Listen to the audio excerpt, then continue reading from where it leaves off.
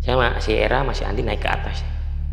Nah tiba-tiba ada kakek-kakek 2 orang yang habis motong rumput buat ternak. Mas maaf, saya lihat mayat mas. Loh, mayat di mana? Sana di kali. Jadi mayatnya katanya telungkup, masih ada kerilnya bang, tapi udah sisa tinggal tulang belulang.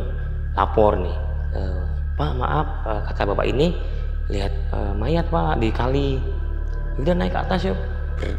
Saya, si Andi, si Era, bapak yang nyari rumput, sama Pak Lurah naik ke atas bang. Itu sampai sana tuh habis zuhur, kita lihat longok ini bang, itu ada sosok mayat bang, cuma lagi dikerubungin monyet. Nah monyetnya ini, maaf ya bang, lagi makan sisa dagingnya si mayat ini bang. Asar kita turun, kita ngopi lah bang sama si Andi sama si Era. Itu ada pendaki bang, bajunya pendaki, bawa keril, bule bang, turun. Dia nyapa kita bertiga bang, kita cuma ya silahkan turun. Nah, yang ngeh si Era, Mas Irfan, kamu ingat nggak kerilnya mayat tadi? Iya ingat, tuh lihat.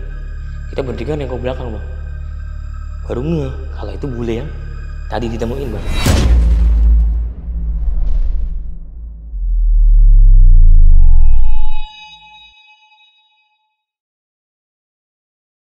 Halo semuanya, kembali lagi di Lentar Malam bareng gue Jamal.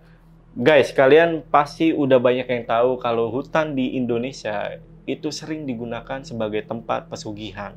Nah, di episode kali ini gue udah kedatangan narasumber, seorang penjaga hutan yang ada di Merbabu. Dan menurut kesaksian beliau, ternyata benar adanya kalau di hutan itu masih banyak yang melakukan ritual pesugihan. Dan ternyata pesugihan di sana itu ada kaitannya dengan seorang bule yang meninggal dan ditemukan oleh segerombolan monyet yang ada di Merbabu. Nah, gimana cerita lengkapnya? Mari kita bahas di Saksi Misteri by Lentera Malam.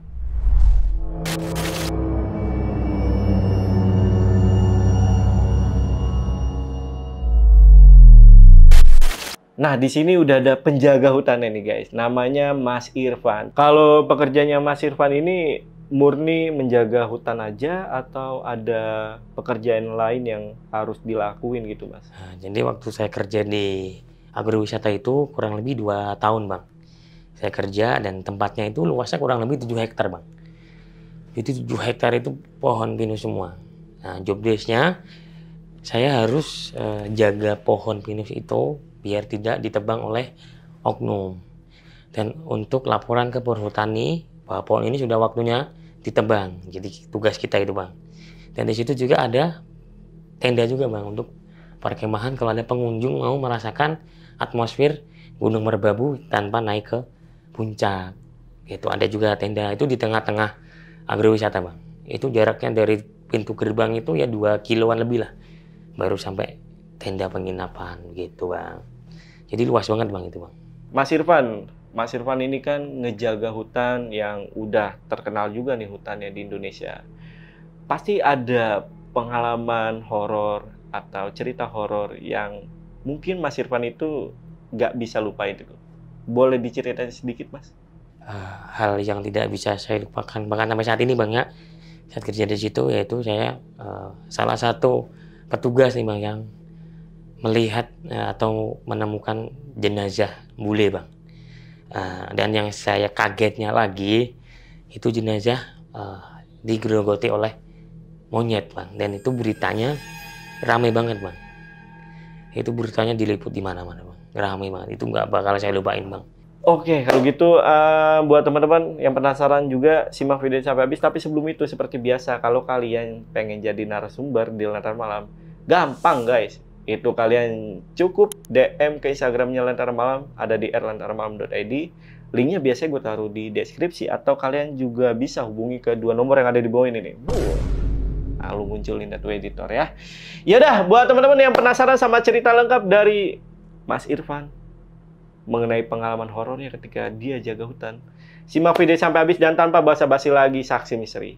Kita mulai.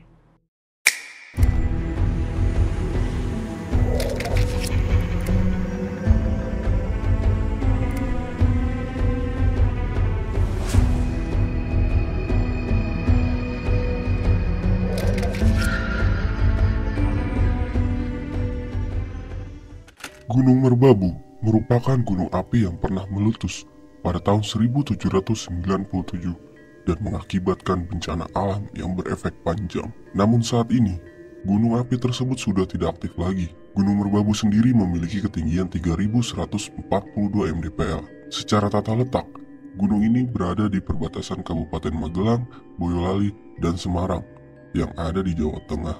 Puncak Gunung Merbabu dapat dicapai melalui 5 jalur, yaitu jalur Selo, jalur Cuntel, jalur Suwanting, jalur Takelan, dan jalur Wekas.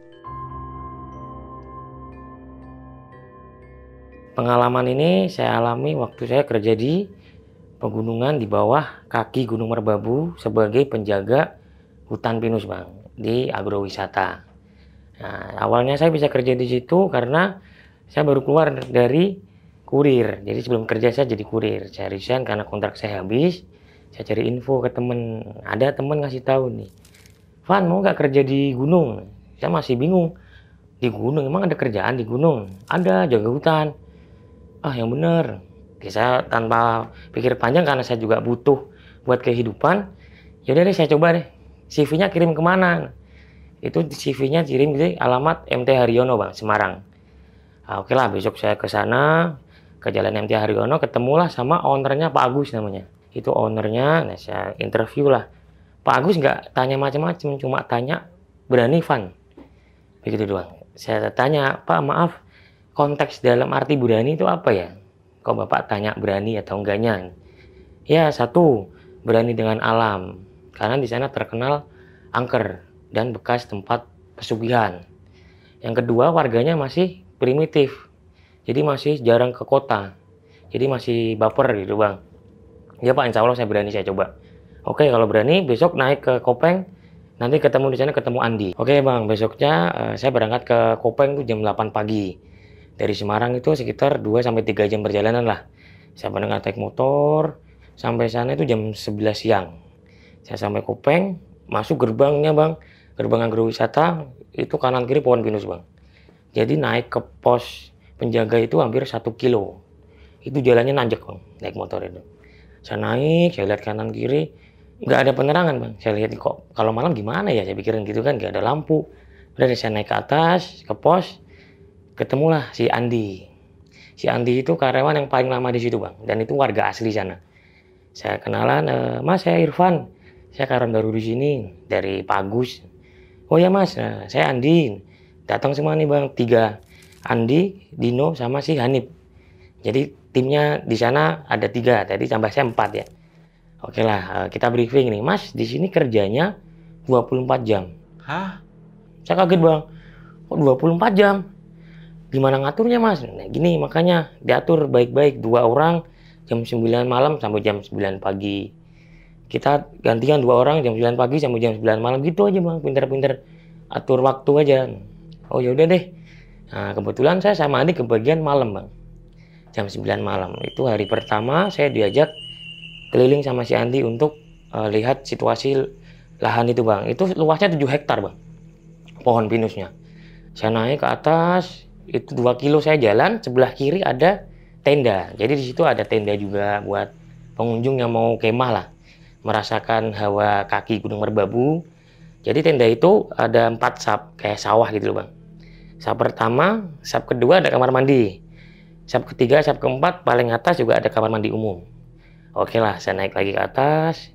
Nah, saya tanya Andi, ini kok semakin tinggi apa rembutnya? Gak apa-apa Mas, jalan aja kita. Saya perasaan udah gak enak, Bang. Waktu saya jalan sama si Andi, itu hampir 1 jam saya jalan, Bang, keliling hutan pinus. Saya ketemu nenek-nenek, Bang, bawa kayu bakar.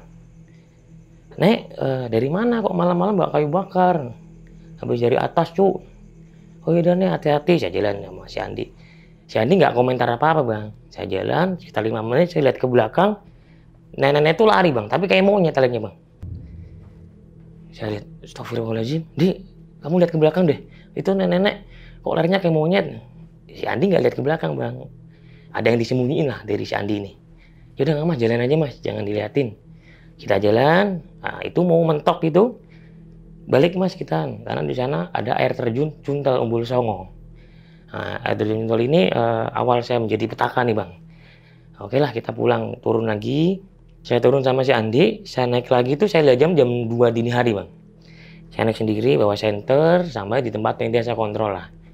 Baru saya mau naik ke tempat tenda, ada suara cewek minta tolong bang. Jelas banget bang, tolong, tolong. Saya sautin, kenapa mbak? Ini kan. Tapi nggak jawab, cuma minta tolong, tolong aja. Saya carilah sumber suaranya bang. Saya pikir pendaki tersesat atau apa ini kan, atau kecelakaan. Saya cari sumber suaranya kok di tenda paling atas, sap paling atas bang. Saya pelan-pelan, bang, tolong, tolong. Semakin dekat bang suaranya bang. Di kamar mandi umum di atas, kan ada 4 itu bang. Di pintu ketiga. Nah jelas banget bang, tolong, tolong. Saya ketok, mbak kenapa? Tapi nggak jawab kenapa mas. Tolong, cuma minta tolong aja. Bang maaf saya buka ya. Saya buka kamar mandinya bang. Dengan gemeter kan saya bang. Saya buka. Itu ada cewek remaja SMP lah umurnya. Rambutnya panjang, dia lagi begini bang. Lagi pegang lutut. Itu badannya biru bang. Udah biru keunguan kayak orang hipotermia. Mbak maaf kenapa mbak? Ke kantor aja yuk. Biar dapat penanganan pertama. Nggak jawab bang. Saya tanya terus nggak jawab. Akhirnya saya ambil keputusan. Mbak maaf saya bawa ke bawah ya. Saya pegang tangannya bang. Bener-bener dingin bang. Kayak nggak ada darahnya. Saya angkat, dia mengadah ke saya bang, gini, wajahnya rata bang. Saya langsung astagfirullah, maaf saya cuma kerja di sini, jangan ganggu saya cuma cari nafkah. Saya sambil mundur, saya lari ke turun bang, itu jalan terjal bang, lari turun ke Andi, cerita sama si Andi, Di maaf, saya lihat penampakan di atas digangguin, apa mas? Tanya si Andi. Cewek remaja lah SMP, badannya biru semua di. Si Andi cerita bang, oh dulu mas, berapa tahun yang lalu ada satu keluarga nginep di sini. Nah paginya kan pada mandi di kamar mandi umum. Si anaknya cewek itu tersengat aliran listrik, tegangan tinggi water heater bang. Nah meninggal di situ. Oh, masa iya di, apa itu dia ya? Saya bilang gitu kan, ya mungkin bang. Aduh baru kerja udah begini nih saya. Yaudah nggak apa bang, jangan pikirin aneh-aneh. Nah, dia ngasih SOP-nya bang. Kalau melihat penampakan di hutan itu jangan cerita ke rekan kerja. Itu SOP-nya di kantor saya itu bang. Karena nanti menjadi karyawan yang nggak fokus bang. Kan tempatnya kita kerja sama. Kalau saya cerita lihat penampakan ini, nanti yang lain malah nggak fokus kerja kata si Andi. Oh ya udah di, aku cerita sama kamu aja nggak apa-apa yang. Ya nggak apa-apa mas, sama saya aja ceritanya. Saya lanjutin bang, naik ke atas lagi itu jam 3:30 pagi bang. Saya bismillah naik ke atas. Nah, saya mau naik ke air terjun Cuntel nih bang. Jadi air terjun Cuntel itu emang dulunya saya dengar dari Andi itu tempat pesugihan bang. Pesugihan monyet. Jadi tumbalnya monyet. Nah, saya naik ke atas, saya mau mendekati itu kok hawanya udah beda bang. Padahal kan di gunung itu dingin ya bang. Saya mendekati sana kok gerah, panas. Saya balik lagi, itu subuh gitu bang. Saya balik lagi ke Andi. Udah di, saya mau istirahat, gantian kamu yang naik. Andi naik, saya istirahat di pos. Nah paginya saya kerja seperti biasa bang. Jadi aktivitas pagi itu kita briefing sama tim nih. Misal 2 orang ngecek ke atas ada pohon tumbang atau enggak. Jadi ngecek pohon pinus bang. Umurnya udah tua nih, jadi kalau udah waktunya tebang, kita telepon urutan nih bang. Pak maaf ini udah waktunya ditebang. Nah itu tugas kita juga bang. Jadi nggak boleh ada pohon tumbang. Nanti kita di jalan perhutani kan masih dalam lindungan perhutani kawasannya. Nah, saya bagian kontrol jalur. Kalau ada orang tersesat atau apa gitu kan, yaudah kita jalan lagi nih. Kalau pagi kan berempat nih bang, bareng. Kita mencar. Nah, saya ngajak si Andi bang, di ke air terjun yuk saya mau lihat. Diajak nih bang ke Andi air terjun bang. Sampailah di air terjun itu 2 jam perjalanan bang. Dari tempat saya pos itu. Wah cantik juga air terjunnya ya. Iya mas cantik. Waktu saya mau ke atas itu jam 9 bang. Saya ngajak Andi ke air terjun nih. Saya penasaran bang. Itu jam 9 saya berangkat. 2 jam perjalanan, jam 11 lah mau zuhur lah. Saya nyampe di air terjun nih. Pemandangannya indah banget bang. Kalau orang sana bilangnya Umbul Songo. Oke lah saya mau cuci muka bang. Nah cuci muka. Saya terpeleset nih bang. Kayak batu. Kepleset saya lihat nih. Ambil singkirin lah daun-daun kering. Itu patung monyet bang. Jadi saya nginjek kepala patung monyet. Saya kaget, Dik, kok ada patung monyet di sini, Dik? Udah nanti ceritanya dibawa aja Mas. Nanti Mas bakal tahu sendiri lah. Saya makin penasaran nih, kok ada patung monyet di sini. Jadi kepalanya saya injek bang. Saya injek tuh, yang berjatuh saya bang. Ya itu hampir 1 jam lah di atas saya nikmatin air terjun. Udah saya turun lagi. Karena jam kerja saya udah selesai. Itu jam 2 saya turun, saya istirahat bang. Saya tidur lah.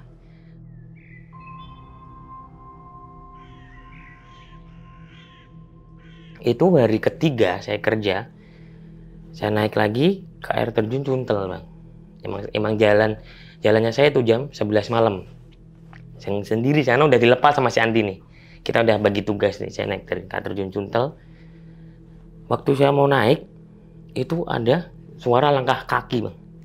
Berat banget kan, di situ banyak daun-daun kering ya. Otomatis kan kedengeran. Saya pakai HT nih, karena bawa HT dibekali kan. Monitor di mana Di? Ini ada yang naik kayaknya nih. Andi jawab, nggak ada Mas, cuma kita berdua. Kamu dengar nggak suara langkah nih? Saya HT-nya saya giniin bang.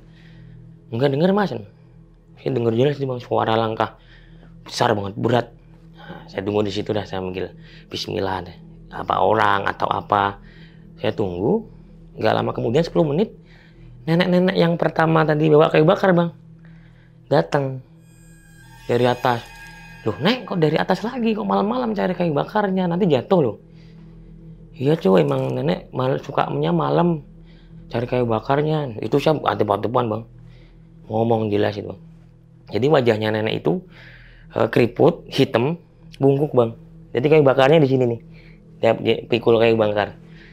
Oh ya udah Nek, hati-hati Nek. Nenek itu jalan bang, suara langkah kaki yang berat itu kedengeran lagi bang. Langkahnya besar banget ya suaranya ya.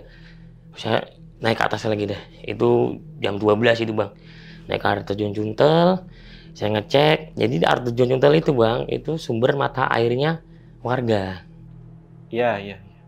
Jadi kita ngecek ada yang bocor atau enggak nih pipanya gitu.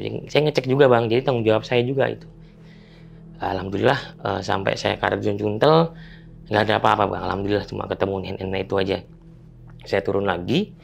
Saya istirahat, bangun tidur itu jam 3 subuh bang. Kaki saya ini bang kanan bengkak segini bang. Bengkak, jadi kelana jin saya ini nggak muat bang. Bengkak nih, kaki kanan. Nah, saya bilang sama Andi, ini ada tukang urut nggak di sini? Oh ada Mas. Ya, besok saya anterin ya. Udah ini kenapa Mas? Nih lihat kakiku nih bengkak. Loh, kamu jatuh Mas? Nggak pernah jatuh aku di sini. Yaudah besok anterin ke tukang urut ya. Dianterin lah ke tukang urut tuh jam 8 pagi Mas. Nah, namanya Mbah Warso. Itu kuncennya sana Mas, kuncennya daerah saya. Nah, saya ditanyain dulu nih, kenapa kakimu? Saya cerita. Gini Mbak, pertama itu saya naik ke air terjun Cuntel. Saya nggak sengaja nginjak patung monyet. Nah, si Mbak itu cerita Mas. Oh di situ dulunya pesugihan monyet. Nah nanti kalau kamu ketemu monyet, itu jangan kaget. Itu ada yang jelmaan manusia. Nanti kamu bakal tahu, kata kakek itu kan. Oh, yang bener kayak saya baru kerja di sini, jangan takut-takutin. Nggak apa-apa, emang itu tempatnya, udah resiko kamu. Yaudah saya sembuhin deh kakimu, baca-bacain apa saya nggak tahu bang. Jadi kaki saya di atas ditaruh di atas menyan, dibaca-bacain sama Mbah Warso itu. Udah, tapi nggak langsung sembuh ya, nggak kayak sulap. Ya mbah, yaudah hati-hati. Kalau ada apa-apa kesini aja. Setelah dari Mbah Warso, saya balik ke lokasi kerja lagi bang, jam 9 pagi. Itu kan jatahnya saya istirahat. Cuma kan saya pengen kaki saya cepat sembuh nih bang, biar aktivitasnya lancar. Saya lari-lari kecil lah di situ lah, biar kaki saya cepat sembuh. Tapi masih nggak sembuh-sembuh, tapi berkurang bengkaknya. Tapi sakitnya luar biasa bang, panas kaki saya. Saya tidur lah di tenda. Itu saya tidur dari jam 10 pagi sampai jam 3 sore bang. Nah jam 3 sore itu udah gelap di sana bang, kabut bang. Jadi beda. Jadi kan ketutupan pohon pinus dan kabut, jadi kayak malam. Nah saya tidur, ada langkah kaki lagi bang, naik bang. Saya kan itu di tenda paling atas di 4, tenda langkah kaki. Saya hati Andi, ini ada orang kesini deh, kamu kesini. Enggak mas, saya di pos. Ini ada orang kesini nih langkahnya. Enggak ada mas, mungkin si Hanif kali. Ya mungkin si Hanif ya kan. Saya tungguin bang. Suaranya semakin mendekat bang. Nah, makin mendekat, ada bayangan bang, orang. kan di tenda kan kelihatan bayangan. Nah, ada bayangan orang. Semakin mendekat, berhenti di samping tenda, di pintu keluar nih. Nah, saya mau keluar, tapi dalam hati saya deg-degan banget nih bang, udah takut banget nih. Saya berani keluar lah, mungkin teman saya ya. Jadi jalan keluar kan tenda ke kiri, turun ke bawah. Nah, saya buka tenda pelan-pelan, saya mau ke sini. Itu bang, yang saya tabrak itu kaki bang. Jadi kaki besar banget bang. Jadi kayak pohon. Jadi saya lihat nabrak kaki itu bang. Saya lihat ke atas, itu sosok bang, monyet. Taringnya besar, matanya satu, monyet berbulu. Saya nggak tahu nih mau apa. Ya Allah, maafin saya bang. Saya cuma kerja di sini. Dia nggak ngomong apa-apa bang. Terus dia balik, dia jalan lagi, hilang. Nah, saya berpikiran apa ini ya yang dibilang Mbah Warso nih. Nah, saya cerita sama si Andi turun nih. Udah gemeteran badan saya bang, gemeteran. Jadi, aduh, saya diganggu terus nih, kayak nggak kuat nih kerja di sini nih. Kenapa mas? Nanti ada monyet besar banget din. Monyet, iya, taringnya besar nih. Udah nggak apa-apa mas, ya tenang aja kata Andi. Cuma jamnya gitu aja bang, berusaha untuk menenangkan saya nih. Nah, oke lah nih, nggak apa-apa lah. Intinya saya niatnya cari kerja di situ buat nafkahin ibu saya. Ya udahlah. Nah, itu sebulan saya kerja bang. Ownernya Pak Agus datang ke lokasi bang. Nah, kita rapat nih, itu jam 10 pagi. Rapat yo, nama Pak Agus ya. Tanya ke saya, Van, kamu ada inovasi apa buat agrowisata nih bisa maju nih? Oh, ntar Pak. Saya tanya sama Pak Agus, Pak udah pernah belum naik gunung tapi pakai ATV roda 4? Belum pernah sih Pak. Apa mau bikin itu Pak? Yakin berani? Insya Allah lah. Kesepakatan nih berempat nih bang. Insya Allah berani. Yaudah, nanti apa yang kamu butuhin, kamu kontak saya. Oke lah, Pak Agus pulang. Itu habis sholat zuhur, saya buka nih berempat bang. Masih Andi, si Dino, si Hanif, saya. Mas, kamu lihat dulu jalannya. Sampai ke atas pos 2, mustahil mas. Itu rumput, kita harus cari jalur baru. Insya Allah bisa nanti. Yakin mas? Yakin. Kalau ada apa-apa kita nggak tanggung jawab ya, kata mereka bertiga nih mas. Karena mereka kan warga situ. Oke lah, kita butuh 10 orang. Jadi si Andi bawa temennya, Dino bawa temennya, si Hani bawa temennya. Nah, kita kumpul nih 10 orang nih bang. Saya briefing. 3 orang di atas, 3 lagi di tengah. Jadi yang sisanya di bawah nih buat babatin rumput nih. Nah, itu ada dokumentasinya ada bang. Nah, waktu saya naik ke atas nih, ada anak buah saya lari ke bawah bang. Pak maaf, itu si Syarif kena cangkul. Saya ke atas bang, kasih Syarif lihat keadaannya. Itu kakinya bang, maaf bang, ininya kecangkul bang. Jadi setengah ini hampir lepas kakinya. Saya langsung kaget di shock bang. Itu baru pertama kali, pertama hari kerja buat babat jalur bang. Rip, kamu nggak apa-apa Rip? Nggak kerasa sakit katanya dia bang. Padahal darah udah di mana-mana bang. Kakinya udah gelantung lah. Yuk ke rumah sakit tuh. Aku tanya dulu kok bisa Rip? Iya mas, ini kan aku mau macul nih. Aku lihat tuh batu, kata si Syarif. Pas aku cangkul kenceng, ternyata kakiku. Kata si Syarif, udah kita ke rumah sakit lah, ke klinik. Bawalah ke klinik bang. Saya lapor Pak Agus. Pak Agus, ini ada kecelakaan kerja si Syarif. Kenapa? Kakinya kena cangkul. Udah diobatin deh. Gimana enaknya? Ya udah kita obatin ke rumah sakit di Salatiga. Itu dijahit bang. Tapi tetap sarafnya udah nggak bisa nyambung lagi kakinya. Ya udah saya bilang Mas Syarif, Rip maafin saya. Si Syarif untungnya besar hati bang. Ya mungkin ini musibah mas, nggak apa-apa udah. Dirawat di rumah sakit, saya kembali lagi ke atas bang. Itu sore, jam 3 lah mau asar. Saya sampai ke atas, itu di bawah udah kelihatan jalur bang. Tapi belum sampai ke atas, sudah kelihatan jalur nih. Anak udah istirahat nih. Mas kayaknya nggak sanggup nih mas. Mustahil sampai ke pos 2 nih, kita nih. Karena dalam hati saya kekeh nih bang. Bisa, kita bisa. Nah, bikin tempat kerja kita ramai lagi. Bisa, jangan bilang nggak bisa. Ya udah deh mas. Karena ambisi saya ini harus jadi nih ATV pertama kali naik Gunung Merbabu pakai ATV roda 4. Itu ambisi saya bang. Itu 3 hari setengah. Itu seminggu udah mau naik ke atas bang. Jadi kita ngecek jurang nih, belokan ATV kita tes nih. Dokumentasinya ada juga bang. Kita tes nih. Bahaya nggak nih buat pengunjung, bakal jatuh nggak nih? Kita tes ke atas. Alhamdulillah aman bang. Nah malamnya itu kan saya sore jam 3, anak-anak udah pada selesai kerja, saya ngetes nih bang sama si Andi naik ATV ke atas. Oh aman ini, kita besok dibagusin lagi aja jalurnya. Itu seminggu pengerjaan bang. Nah saya turun lagi istirahat, habis sholat maghrib saya tidur bang.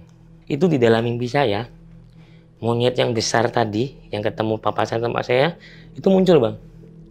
Tapi dia bilang, kamu udah ganggu rumah saya, tempat tinggal saya dan teman-teman saya. Kamu nggak akan selamat di sini. Itu dalam mimpi saya bang. Saya langsung bangun keringetan, padahal dingin bang, tempat saya keringet basah semua bang. Itu saya tetap di tenda, tetap baca-baca sebisanya bang. Jam 9 malam saya turun nih ke Mas Andi, patroli lah ke atas biasa kan. Kerjaan kita nih kemana nih kita nih? Kita ke kiri aja mas, jangan ke Cuntel. Jadi ada 2 jalur bang. Lurus ke Cuntel, ke kiri ke naik nih mau ke arah pos Merbabu nih. Jadi tempat saya itu bang diapit oleh jalur Selo yang mau ke Merbabu via Selo, jalur Cuntel yang mau ke Merbabu, sama Tekelan. Jadi 3 jalur bang. Nah, saya naik ke atas nih. Aku tanya Andi, kalau ada pendaki turun lewat sini gimana nih? Udah pasti tersesat mas, karena di atas udah nggak mungkin ada jalur buat manusia, kata si Andi. Oh gitu ya. Ya udah lanjut Andi. Alhamdulillah normal pas waktu itu bang. Alhamdulillah dia nggak ada gangguan ya. Ya alhamdulillah, makanya pikirannya nih positif aja mas di sini. Karena ini emang rumahnya mereka kan gunung mas, kata si Andi. Oh iya Andi. Turun nih mas jam 2 dini hari bang. Ada karyawan baru bang. Itu malam-malam datanya bang. Jam 2 pagi. Si Era namanya. Oh kenalan ya. Karyawan baru ya iya dari warga sini juga bang. Dari warga Kopeng itu juga. Mas mohon bimbingannya ya, kata si Era. Oke lah. Kita ajak kontor bertiga nih bang. Saya, Andi, Era. Naik baru 1 jam dari pos bang. Itu si Era teriak bang. Mas tolong mas, itu di pohon ada cewek. Saya berdua sama si Andi melengok ke atas mas. Bener ada cewek mas. Rambutnya panjang lagi nemplok di pohon pinus. Aduh, Di, lagi mana nih? Lari aja mas, kita turun. Jadi kita berdua lari. Turun kenceng mas, sampai di pos. Jadi di pos itu kan ada jendela segini nih. Jadi di sini ada tembok, ada jendela. Kita ngumpul di situ mas. Udah takut berdiri kita nih. Sekitar setengah jam, itu jam setengah 4 itu. Ra, kamu lihat udah hilang belum? Sekarang ngintip di jendela. Itu ceweknya di jendela nongol mas. Wajahnya, matanya itu gede, rambutnya gimbal. Aduh, nah si Era itu tiba-tiba buang kalung bang. Dibuang sama si Era. Sosok itu hilang bang. Saya tanya sama si Era, itu kalung apa Ra? Jadi gini mas, sebelum saya mau kerja di sini tuh, saya ke orang pintar dulu minta kalung buat penjagaan diri saya. Saya marahin bang sama si Andi. Ra, di sini kan tempatnya, rumahnya. Kamu bawa dari orang pintar buat penangkal ya, kamu yang diusir. Jangan sekali-sekali Ra. Udah apa adanya aja di sini. Jadi karena dia orangnya penakut, bawa kalung itu buat penangkal setan. Malah dia yang dikejar setan. Udah dibuang merah, sosoknya hilang. Nah, udah kita istirahat aja, tidur lah. Tidur itu udah kedaran dan subuh bang. Saya sholat dulu sama anak-anak sholat. Udah kita tidur aja, tidur. Nah, paginya jam 9, kita briefing lagi kan berlima jadinya bang. Saya, Andi, Dino, Hanif, si Era. Berlima, kita atur lagi ini jadwal kerjanya. Nah, lebih enak, lebih simpel bang. Jadi berlima nih. Nah, jadi si Era, si Andi sama saya bertiga. Yang 2 tetap pagi. Nah, waktu itu saya kebetulan dapat pagi bang. Itu hari Kamis jam 9 pagi 2019. Saya sama si Era, masih Andi naik ke atas. Enak pemandangannya bang. Gunung Merbabu itu kelihatan jelas. Nah, tiba-tiba ada kakek-kakek 2 orang yang habis motong rumput buat ternak. Mas, maaf. Saya lihat mayat mas. Mayat di mana? Sana di kali. saya mau babat rumput, saya lihat mayat mau dikali loh. Mayatnya gimana Pak? Jadi mayatnya katanya telungkup, masih ada kerilnya Bang, tapi udah sisa tinggal tulang belulang. Ini Mas lihat ke atas Mas, bentar Pak. Kalau kita lihat ke atas, polisi tanya, kita saksinya nanti. Kita panggil Pak Lurah aja, panggil kepala desa. Kita panggil Bang, turun Bang. Itu jam 10 kita turun ke kepala desa sampai jam 11 tuh. Lapor nih. Pak maaf, kata bapak ini lihat mayat Pak di kali. Udah naik ke atas yuk. Saya, si Andi, si Era, bapak yang nyari rumput, sama Pak Lurah. Naik ke atas Bang. Itu sampai sana tuh habis zuhur kita lihat longok ini Bang, itu ada sosok mayat Bang, cuma lagi dikerubungin monyet, lagi makan sisa dagingnya si mayat ini Bang.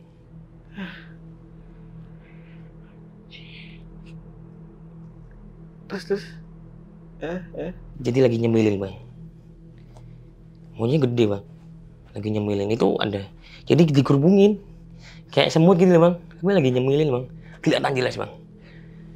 Kaget lah Pak Lurah, langsung diusir, dilempar batu, kabur monyetnya. Saya bilang, Pak kok monyet makan daging manusia ya? Nggak tahu Mas, mereka juga nggak tahu. Nggak lama tim SAR datang, polisi datang, itu beritanya ada Mas. Diangkutlah sosok mayat itu, ternyata itu warga asing Mas, bule. Itu karena dia naik dari Tekelan. Nah di pos Tekelan itu 2 minggu nggak pulang-pulang Mas, nggak turun-turun. Jadi kan ada list pendaki di setiap pos itu kan, nah itu dicariin nggak ketemu. Di pos Tekelan, di Selo nggak ketemu. Nah saya bilang sama mereka nih, Mas kalau turun di saya nggak mungkin bisa, karena jalurnya nggak susah buat pendakin. Nah mungkin ini kesesat mau lewat jalurku. Nah dah kepleset atau apalah. Iya Mas 2 minggu nggak pulang-pulang, nggak turun-turun, kita cari nggak ketemu. Dibawa lah itu Bang mayatnya sama polisi sama tim SAR. Kita turun lagi tuh Bang, asar kita turun, kita ngopi lah Bang sama si Andi sama si Era, bikin kopi, ngerokok, kan nikmatin sore di kaki gunung kan indah ya Bang. Itu ada pendaki Bang, bajunya pendaki, bawa keril, bule Bang, turun. Dia nyapa kita bertiga Bang, excuse me, pakai bahasa Inggris. Kita cuma ya silahkan turun. Ya, yang si Era, Mas Irfan, kamu ingat nggak kerilnya mayat tadi? Iya ingat, tuh lihat. Kita bertiga nengok belakang Bang, baru ngeh kalau itu bule yang tadi ditemuin Bang. Kita liatin, dia turun nih Bang, mau ke arah jalan keluar dari agrowisata. Nggak lama dia balik badan, dada Bang, lambaikan tangan Bang. Nggak tanpa sadar, ikut dada Bang, bertiga. Dada gini. Astagfirullahaladzim. Baru tadi ya Din, ya gitu Mas. Baru Candi cerita, sering Mas kalau ada pendaki meninggal di atas, turunnya lewat sini Mas. Berarti kalau udah turun Mas ini pendaki, berarti itu udah meninggal, kata si Andi. Oh, iya saya baru tahu lagi nih. Berarti urban legend mengenai pendaki yang ada di Merbabu yang dari puncak dan turun dan lewat jalur itu udah dipastikan kalau pendaki itu udah meninggal. Iya, pastikan udah tersesat dan udah meninggal. Jadi nggak ada jalur buat turun ke tempat agrowisata. Sudah dipastikan itu. Setelah saya lihat bule tadi bertiga nih Mas, kita ngobrol nih, Mas Andi cerita, oh jadi gitu ya Andi. Itu udah pasti nih, pasti Mas. Nggak bisa kita pendaki lewat jalur kita, tuh pasti tersesat dan pasti udah nggak ada. Loh kamu baru cerita, kan saya bilang saya punya di sini nggak boleh cerita, makanya saya nggak cerita. Nah karena kita tim nih bertiga ya udah saya cerita, karena kita kerjanya bareng. Oh iya Andi, ya udah deh, kita berarti cukup tahu aja nih, jadi nggak perlu ditakuti lagi, kata pikiran saya Bang ya.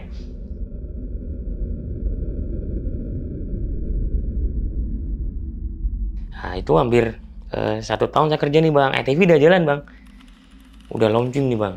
Itu pengerjaannya lama banget Bang, ATV Bang. Udah launching itu pertama 5 ATV Bang, Matic. Itu harganya kalau naik ke atas itu 500.000. Naik ke atas sampai pos 2 nanti foto-foto ke Cuntel, ke Selo. Itu udah jalan itu Bang, itu Bang. Tapi jalurnya belum sempurna. masih tanah merah. Jadi harus ekstra hati-hati lah pengunjung lah, dan itu belum ramai bang. Jadi masih ada yang ragu buat naik ATV ke gunung nih, naik jalan kaki aja, ke Nagi aja bahaya. Apalagi naik ATV, pikiran pengunjung masih ragu di situ bang. Nah, hampir setahun nih saya kerja di situ bang. Saya malamnya tidur bang, kan saya libur. Waktu saya libur dari Sabtu. Saya libur, saya tidur jam 9 malam bang. Waktu saya mau tidur, itu langkah kaki yang besar datang lagi bang.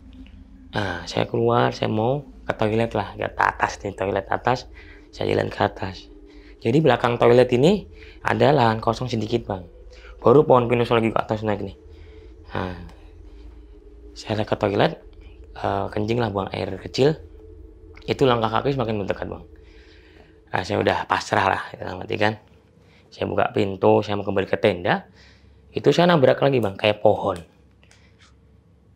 Ternyata itu kaki lagi bang. Jadi pohon pinus lebih besar lagi, itu kaki bang. Saya lihat ke atas, monyet yang nyamperin saya bang. Yang bertaring, yang matanya satu merah. Nah, dia ngomong sekarang bang, "Kowe isih ngerusak rumahku, kowe bakal tak pateni." Istilahnya, "Kamu masih ngerusak rumahku, kamu bakal di sini jadiin makanannya dia tumbal." Nah, saya langsung lari bang, saya nggak bisa ngomong apa-apa. Udah lari aja turun ke bawah nih. Turun ke bawah, saya ke Andi deh bang. Wah, saya udah putus bang. "Di, aku nginep rumahmu ini." "Kenapa mas?" "Udah, aku nginep rumahmu nih. Nggak kuat dingin," saya bilang gitu alasan sama si Andi. "Tapi rumahku jelek loh mas." "Nggak apa-apa. Ya udah, tak antar ke rumahku ya." Ke rumah Andi itu sekitar 10 menit lah bang. Jadi jam 10 sampai rumah Andi, saya ditinggal lagi kan Andi masih jam kerja. "Oh iya deh, tinggal ya mas." "Ya tinggal." Saya tidur nih bang di kamar si Andi. Saya tidur itu azan subuh, kan ada ngaji dulu nih bang. Itu suara langkah kaki datang lagi bang. Saya bilang, "Ya Allah, kok saya lagi, saya salah apa?" gitu kan. Udah saya pasrah deh, saya tungguin bang, bener saya tungguin tuh sosok itu. Tapi suara langkah kaki aja bang. Mau mendekat, azan subuh hilang bang. Saya tenang, alhamdulillah hilang. Saya tenang itu bang. Saya tidur lagi, paginya saya naik ke atas lagi kan, dapat pagi saya nih. Dapat pagi saya ngomong si Andi, "Nih, yang monyet yang besar itu ngomong apa mas? Kita ngerusak rumahnya dia." "Ngerusak rumahnya dia?" "Iya, karena katanya saya mau istilahnya mau dibunuh di sini di rumah ATV itu mas." Kan saya bilang si Andi, "Yakin mas mau buat jalur ATV itu mustahil." Kan saya bilang kalau ada apa-apa saya nggak tanggung jawab. Ya itulah, itu rumahnya mereka mas. Jadi itu rumah pesugihan monyet. Nah, si Andi bilang, "Ingat nggak mas, monyet yang makan sisa daging mayat bule?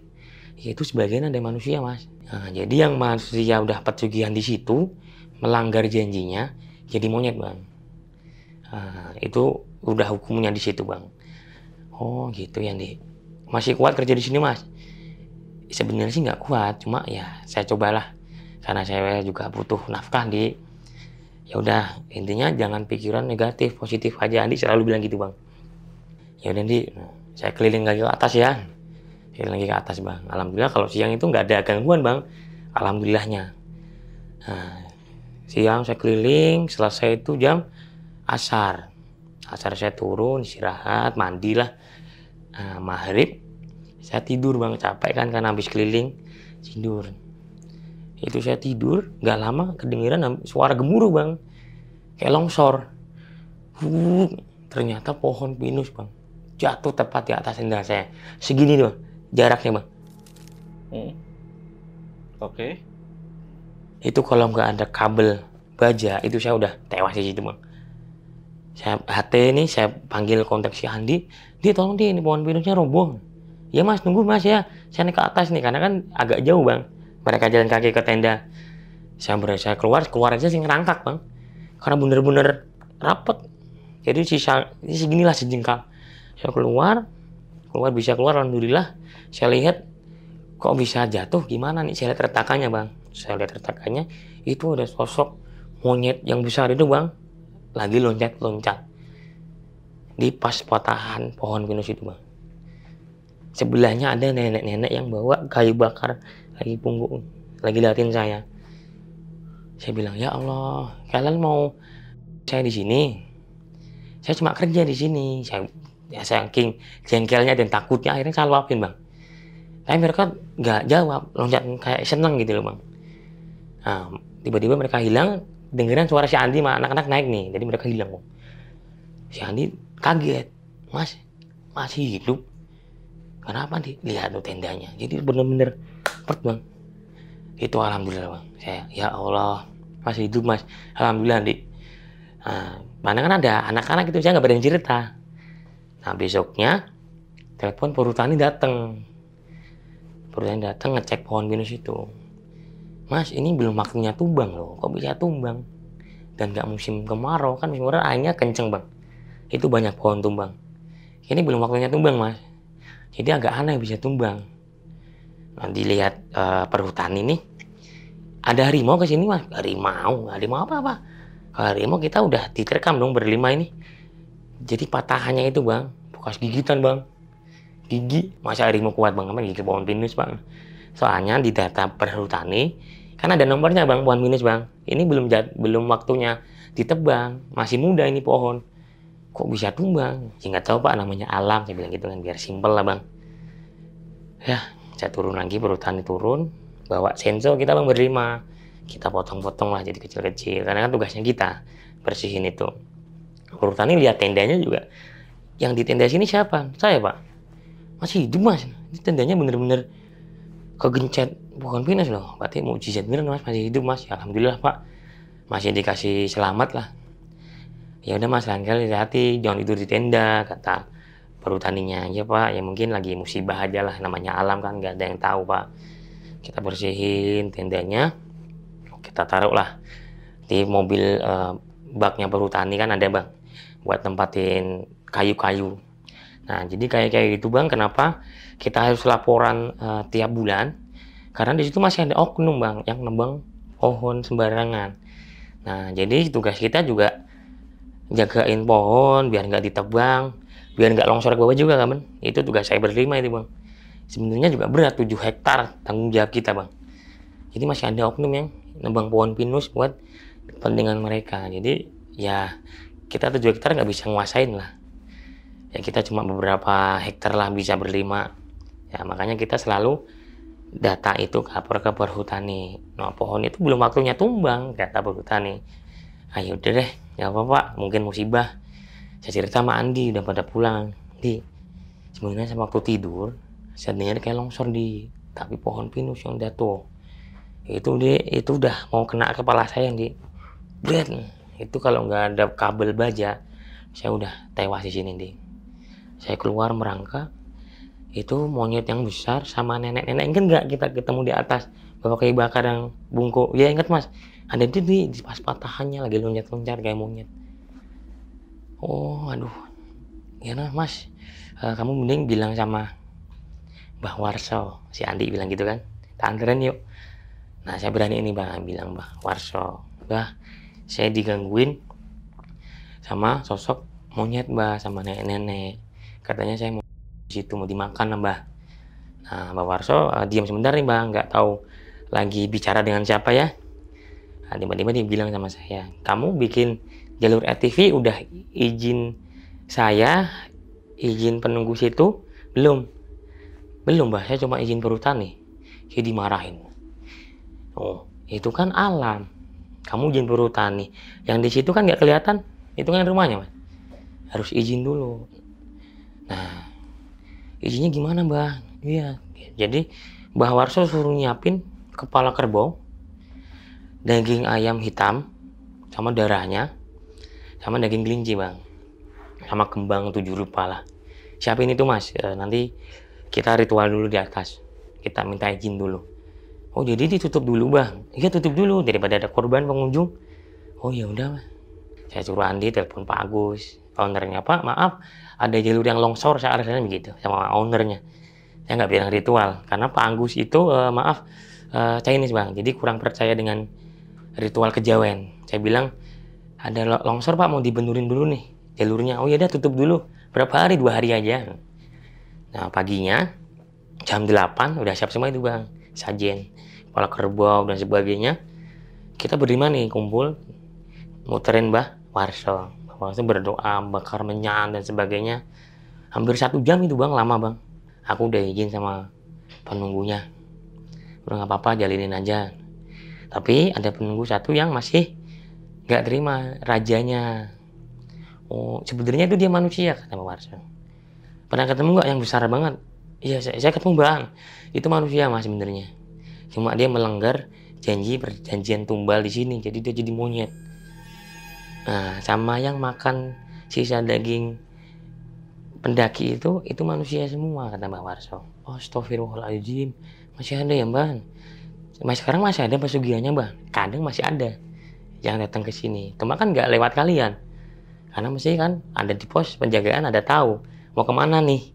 Jadi lewat jalur ngumpet-ngumpet Bang. Jadi pesugihan masih ada Bang sampai sekarang Bang. Saya bilang ya Allah, masih ada ya cari duit pesugihan, kata saya.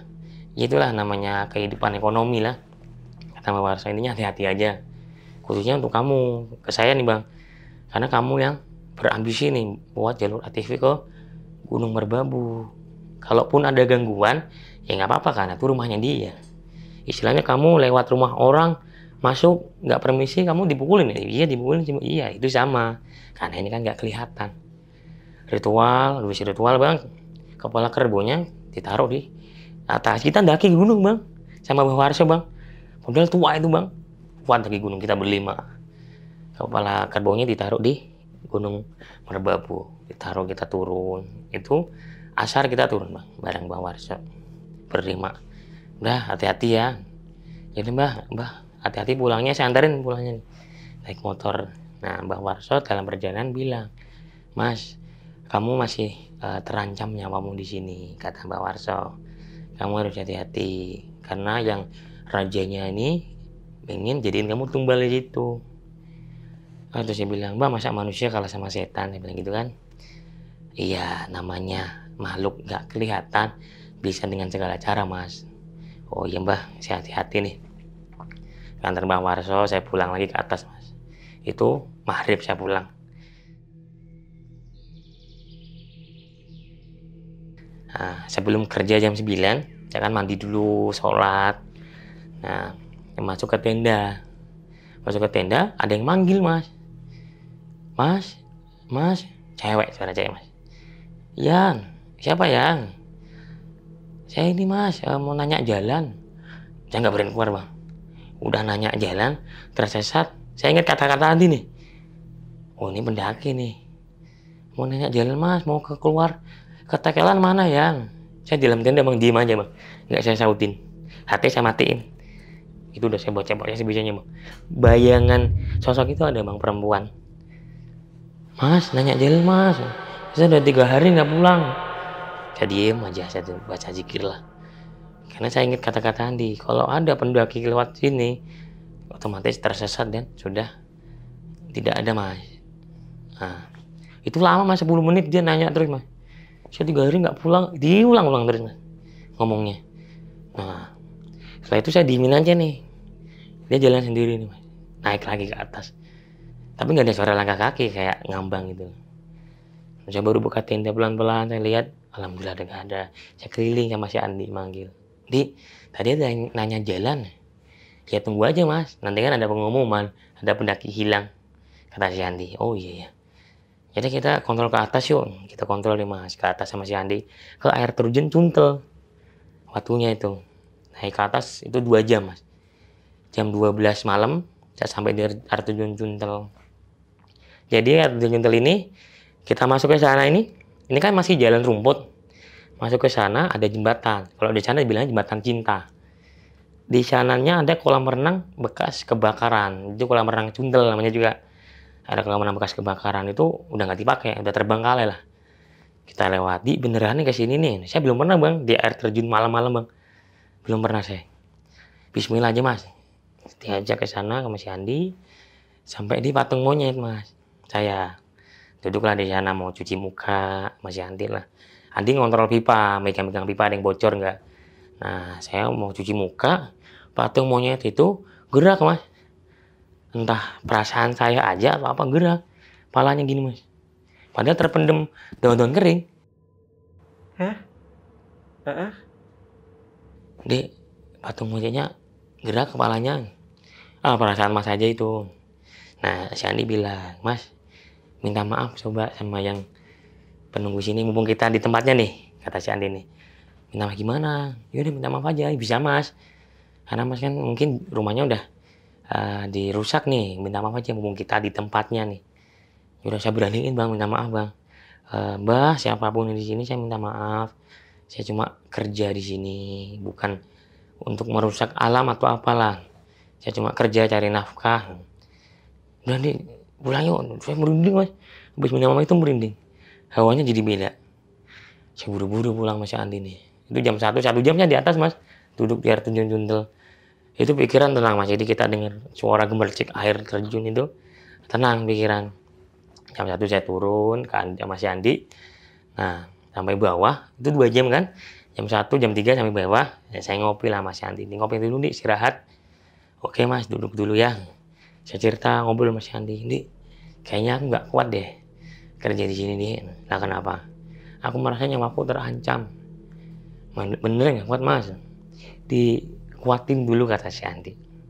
Oh ya udah deh, Bismillah ya. Ya udah aku pamit tidur dulu ya. Jadi Andi di pos, saya naik ke tenda tidur Mas. Alhamdulillah nggak ada gangguan lah, alhamdulillah. Nah itu hampir 2 tahun saya kerja nih Mas, 1 tahun 8 bulan lah saya kerja. Itu malam itu hari Kamis, saya ingat saya habis baca Yasin. Hari Kamis baca Yasin di tenda jam 9. Saya tidur, jam 11 saya bangun. Saya mau keluar, itu di depan udah ada kaki besar itu Mas, depan tenda saya Mas. Udah pasrah saya. Saya buka pelan-pelan, saya lihat ke atas. Itu posisinya, bibirnya buka ini Mas. Jadi muka ini taring semua Mas. Jadi wajah sama bibir tuh lebar Mas, bibirnya Mas. Kamu bakal saya makan.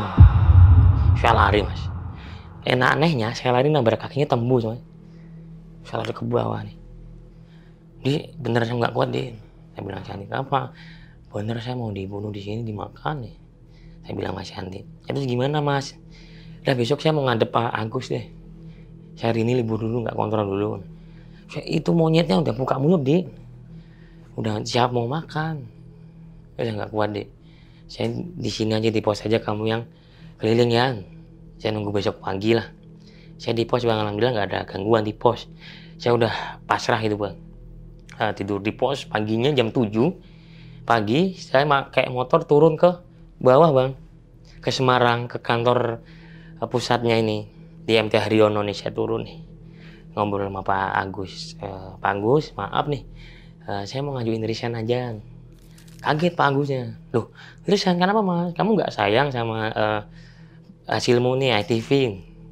Ya karena mungkin karena nggak cocok nih Pak, hawanya dingin, sering sakit saya. Yakin resign Mas? Insya Allah yakin Pak. Udah dapat kerja. Saya bilang udah. Saya bilang sama Pak Agus kan, biar tidak dipersulit Bang. Nah yaudah kamu bikin surat resign deh. Saya bikin surat resign Bang, tanda tangan Pak Agus. Yaudah, tapi kamu nggak langsung resign ya, kamu harus serah terima kerjaan kamu dulu sama yang lain. Oh iya Pak, itu jam 10 siang saya naik lagi ke atas Mas, dari Semarang. Sampai sana jam 2, di Salatiga, di Kopeng. Datanglah ke sana, aku bilang sama anak-anak, udah ngumpul itu Mas. Si Andi, si Dino, si Hanif, si Era udah ngumpul. Dari mana Mas? Dari bawah, dari kantor, ketemu Pak Agus. Kenapa?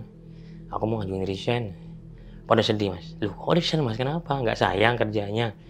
Nggak kuat aku. Kan yang tahu cuma Andi nih Mas. Yang berempat nggak ada yang tahu. Nggak kuat aku di sini, hawanya dingin banget, sering sakit. Aku mungkin nggak cocok kali kerja di hawa dingin di gunung. Oh ya udah deh, semoga dapat kerjaan yang bagus ya Mas, kata teman-teman. Ya makasih. Mereka pergi, saya berdua masih Andi ngobrol nih. Bener Mas, resign Mas? Iya Andi, saya nggak kuat. Bener, nyawaku bener-bener terancam ini. Kalau saya lanjutin, mungkin saya udah meninggal di sini di. Ya udah deh Mas, demi keselamatan lah. Saya kasih ke Andi kerjaan yang belum saya selesaikan, bagian ATV yang atas, yang sebagainya, diantar ke Mbah Yo, yang pamitan Mbah. Diantar lah Mas Andi. Itu jam 4 sore. Diantar. Mbah, saya mau pamit. Kemana, Le? Mau keluar dari kerjaan, Mbah. Nyawaku terancam. Si Mbah jawab gini, bilang, kamu dimakan ya sama monyetnya ya? Loh kok Mbah tahu? Ya saya tahu. Orang monyet itu ke saya. Anak itu mau saya. Karena kan saya megang situ, Mas. Otomatis saya komunikasinya tahu semua. Ya itu Pak, nyawa saya terancam. Saya mengundurkan diri aja. Saya masih punya keluarga di rumah. Kalaupun saya meninggal di sini kan juga kasihan mencari nafkah, tapi malah nyawa saya terancam. Ya udah, hati-hati. Nah, pesan Mbah, sebelum kamu ninggalin agrowisata, keluar gerbang, berhenti dulu, menghadaplah ke atas, ke tempatmu kerja dulu. Kata Mbah gitu, sambil minta maaf lah sama alam yang Mbah kamu jadiin jalur ATV nih, kata si Mbah. Oh iya Mbah. Saya balik lagi, habis maghrib, lama itu Mas di Mbah, Mas. Naik lagi ke atas, habis maghrib tuh. Saya nggak kerja, udah nggak kerja Mas, udah takut Mas. Saya di pos aja nih sama si Andi nih. Cerita-cerita pas pertama kerja di sini tuh, sebenarnya saya udah gak kuat nih dari dulu nih. Dari pertama kita ketemu nenek-nenek, ketemu yang anak remaja tersetrum ini, bener gak kuat. Cuma saya kuat-kuatin aja buat cari nafkah pikiran saya, kata saya ke si Andi. Iya Mas, saya tahu intinya kamu gak kuat, karena saya lebih tahu wilayah sini Mas. Makanya saya gak banyak cerita, cuma menenangkan Mas Irfan aja. Kalau saya banyak cerita, Mas kerja di sini udah resign, kata si Andi. Karena saya paling lama di sini. Dan sejarahnya di sini nggak ada yang sampai bertahun-tahun Mas karyawan. Kalau dari luar kota paling lama 1 bulan udah resign, kata si Andi. Karena nggak kuat, pasti dilihatin di situ. Karena di situ nggak suka ada orang baru. Kalau warga di situ yang kerja, mereka welcome. Tapi kalau dari luar kota, dari Semarang atau dari luar kota masuk kerja di situ, mereka merasa wilayahnya ada terganggu nih sama orang luar gitu. Oh gitu ya, ya mungkin ya saya nggak rezeki lah kerja di sini, nggak jodoh lah. Ya udah, besok aku udah nggak kerja di sini ya. Mungkin ini hari terakhir aku di sini nih, Mas Andi nih. Ya udah Mas, mau tidur di tenda, kata si Andi. Oh nggak berani si Andi. Oh, udah diganggu begitu suruh tidur di tenda. Udah di pos aja, kamu yang keliling deh. Saya sendiri di pos Bang. Alhamdulillah nggak ada gangguan lagi. Mungkin karena saya mau resign dan saya udah minta maaf waktu di air terjun sama si Andi. Nggak ada gangguan lagi. Paginya saya pamitan sama anak-anak. Mas, saya pamit ya. Maaf kalau ada salah. Nanti kalau ADV-nya ada apa-apa, nanti hubungin saya aja. Saya bilang gitu kan. Oh iya Mas, hati-hati ya. Semoga sukses di tempat kerjanya. Saya turun Bang dari pos ke atas nih. Sampai di gerbang keluar agrowisata. Saya lihat turun, saya lihat pandang tempat kerja saya nih. Dalam hati saya mengucap nih, tempat kerja ini indah, tapi juga ekstrim juga kalau saya kerja di sini. Jadi menyimpan keindahan dan kesereman yang luar biasa dan misteri di sini. Nah, intinya ini pengalaman yang nggak saya lupakan kerja di kaki Gunung Merbabu. Ya, saya minta maaf. Terima kasih Gunung Merbabu sudah melindungi saya selama kerja di sini. Dan untuk mbah-mbah yang saya ganggu jalurnya, saya minta maaf. Saya ngucap gitu Bang. Sambil saya lihat tempat kerja saya masuk itu benar-benar indah Bang, pohon pinus. Saya pamit ya, mohon maaf, saya pulang Bang. Itu saya sedih Bang, sambil nangis Bang, karena tempat kerja itu indah sebetulnya Bang. Indah banget Bang, kalau siang itu pegunungan, hawanya dingin, indah. Tapi mungkin karena kesalahan saya dan ambisi saya. Jadi saya ambil pelajaran, saya nggak boleh terlalu ambisi untuk mencapai sesuatu yang sukses ini. Kalau terlalu ambisi jadinya bencana. Saya, sampai sekarang pelajaran saya ambil dari situ Bang. Nah, saya resign, pulang ke kantor dulu ketemu Pak Agus. Pak, terima kasih ya selama bekerja di sini sudah banyak membantu saya. Ya Mas, hati-hati, semoga sukses di tempat kerja barunya. Ya Pak, semoga ATV-nya sukses lah. Sampai sekarang Bang, ATV-nya berjalan. Alhamdulillah nggak ada korban lah, atau jatuh atau luka di ATV-nya. Ya saya juga bangga juga sampai sekarang. Ya itulah Bang, pengalaman kerja yang sebenarnya indah, tapi di balik itu ada misteri yang benar-benar serem lah, bisa diambil pelajarannya di situ Bang. Gitu, itu cerita kerjaan saya nggak bakal terlupakan Bang seumur hidup saya itu Bang. Mas Irfan, tadi di awal cerita, lo itu sempat sebutin kalau ada sosok nenek-nenek. Nah, kalau boleh tahu, sosok nenek-nenek itu siapa, Mas? Oh, nenek-nenek yang saya ketemu bawa kayu bakar ya Bang. Saya sempat nanya Bang sama Mbah itu Bang. Mbah, karena kan saya fokusnya cerita tentang gangguan saya ke Mbah nih, monyet yang besar nih Bang. Nah, saya sempat selipin nih ke Mbah Warso nih, Mbah ada nenek-nenek juga Mbah, bawa kayu bakar. Jalannya bungkuk, tapi larinya kayak monyet, Mbah. Nah, si Mbah jelasin, itulah orang yang minta pesugihan, dia yang ngasih duit, Mas. Jadi nenek-nenek itu yang disembah para orang yang nyari pesugihan. Gitu. Jadi monyet-monyet itu tuh udah yang anak-anaknya nenek-nenek itu. Jadi orang kita sembah nih, ya yang ngasih duit nenek itu, kata Mbah. Berarti sosok nenek-nenek itu yang dicari sama orang-orang yang melakukan ritual pesugihan. Iya, bener banget. Nenek-nenek itu. Oke, berarti pendaki yang lewat jalur itu kan udah dipastikan meninggal ya Mas ya. Dan Mas Irfan itu menyaksikan sendiri kejadian itu. Nah, kalau teman dari Mas Irfan, ada yang pernah nemuin kejadian itu juga? Oh, ada Mas. Jadi Dino namanya kan, si Ira, saya, Hanif, Dino, Andi. Karena saya nggak sering partner sama si Dino, kan Dino pagi terus. Saya sama si Andi kan malam.